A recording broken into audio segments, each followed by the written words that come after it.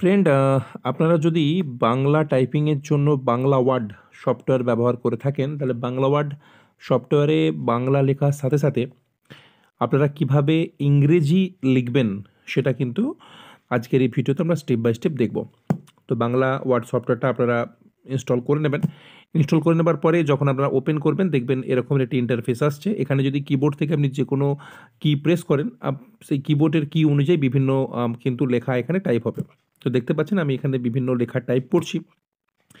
তো এবার আপনি এখানে কিবোর্ড থেকে A B C D I F যাই প্রেস করুন না কেন, আপনার কিন্তু এখানে বাংলা লেখাই কিন্তু এখানে উঠবে। এখানে কিন্তু ইংলিশ লেখা লিখতে গেলে আপনাকে কিন্তু মানে চেঞ্জ করতে হবে। তো কীভাবে আপনারা চেঞ্জ করবেন, কোন ফ্রন্ট আপনারা ইউজ করবেন, সে ব্যাপারে কিন্তু আজকের এই ভিডিওটা স্টেপ বাই স্টেপ প্রথম থেকে দেখুন এবং অবশ্যই কিন্তু চ্যানেলটিকে আপনারা সাবস্ক্রাইব করেন।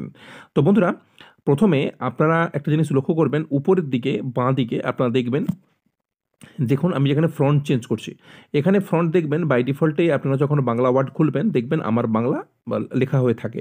তো এখান থেকে যে ফ্রন্টটা আপনারা নেবেন সেটা দেখুন একদম চলে যাবেন সিতে। দেখুন সিতে চলে যাবেন। সিতে গিয়ে আমি যে ফ্রন্টটা হচ্ছে নিলাম হচ্ছে CALBI বলে। তো এই ফ্রন্টটা যখনই আপনারা চুজ করবেন আপনারা কিন্তু এখান থেকে ইংলিশ টাইপিং কিন্তু করতে পারবেন। তো যখন আপনাদের ইংলিশ লেখার প্রয়োজন হল আপনারা ইংলিশ করলেন, আবার ঘুরে কিন্তু যেটা আপনারা আবার ওই আমার বাংলা বলে যেটা রয়েছে ফ্রন্টটা, সেই ফ্রন্টটা আপনারা চেঞ্জ করে দেবেন। চেঞ্জ করে দিলে পুনরায় কিন্তু আবার আপনারা বাংলা কিন্তু এখান থেকে লিখতে পারবেন। দেখতে পাচ্ছেন আমরা কিন্তু পুনরায় আবার বাংলা এখান থেকে লিখতে পারছি।